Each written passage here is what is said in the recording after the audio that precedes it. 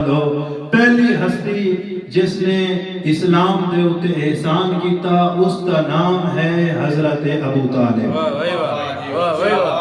بڑا احسان ہے حضرت ابو طالب دا۔ نعوذ باللہ مسلمان آدم حضرت ابو طالب کافر ہیں، میں آدھا ہوں مسلمان، میں فقہ جعفریہ دا ادنا جیا مدا خان ہو کے تے کو دعوت پیا دینا، تو اپنے سارے بزرگان کو کٹھے کر کے تو میرے سامنے حضرت ابو طالب کو اگر کافر کر گیوں میں تیرا مذہب قبول کر گنساں، اگر تین حضرت ابو طالب کو کافر ثابت نہ کر سکیا تو وہ تے کو میرا مذہب قبول کر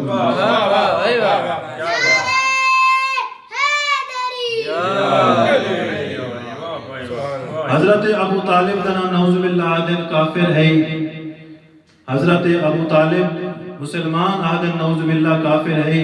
میں آدھا اگر حضرت ابو طالب کافر ہے تا جیڑے بندے کو حضرت ابو طالب دے برابر کر کے کھڑا کریں دن، مقابلہ کریں دن کہ اس بندے نے مسلمان ہویا، اسلام قبول کیتا، نعوذ باللہ حضرت ابو طالب کافر ہیں۔ میں اکساؤ مسلمان حضرت ابو طالب نے کلمہ نہ پڑھ کے اسلام نقصان کے دیتا، اور جس بندے نے کلمہ پڑھیا اس بندے نے اسلام نو فائدہ کے دیتا۔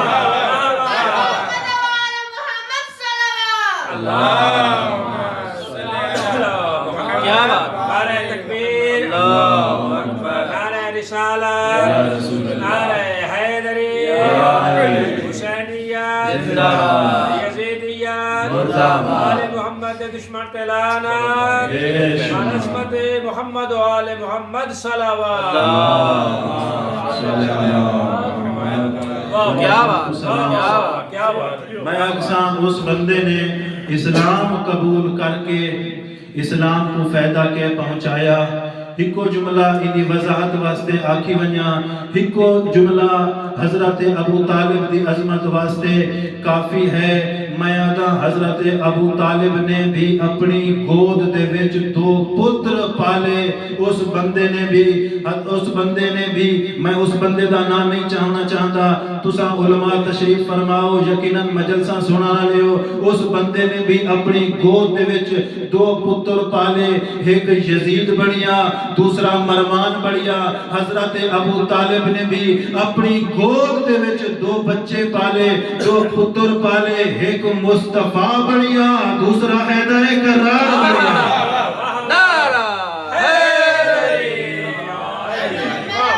محمد صلوات۔ اللہ